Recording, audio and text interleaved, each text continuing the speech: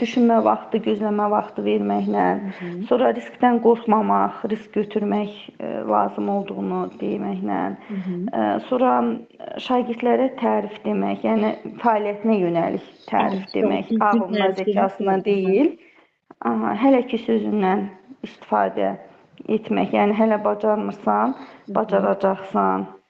Bir də nəyin dəyişən Bir də olduğunu beynin inkişaf edən, dəyişən olduğunu deməklə. Əla. Bəs hansı idi ki, deyirdi ki, bunlar mənlik deyil, mən öyrənə bilmirəm. Bu qapalı düşüncə tərzi. Bəs deyirdi ki, özünü motivasiya eləyir. Deyirdi, məndə olacaq, mən bacaracam bunu. Açıq düşüncə tərzidir bu. O deyirdi ki, mənim məqsədim irəli getməkdir, uğurlu olmaqdır, zəkalı olmaqdır. Açıq düşüncə tərzi.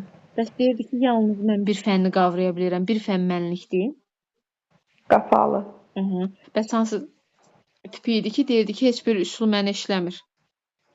Qapalı. Hansı idi ki, daha çox çalışmağa üstünlük verdi, daha çox vaxt ayırırdı? Açıq. Açıq.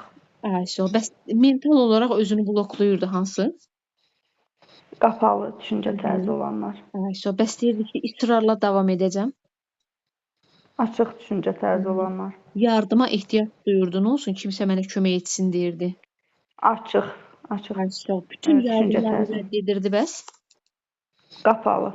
Bəs deyirdi ki, hansı idi ki, deyirdi ki, mən çətin də, asan da tapşırıqların öhdəsindən gəlirəm, yəni özüm risk götürürəm onu. Açıq.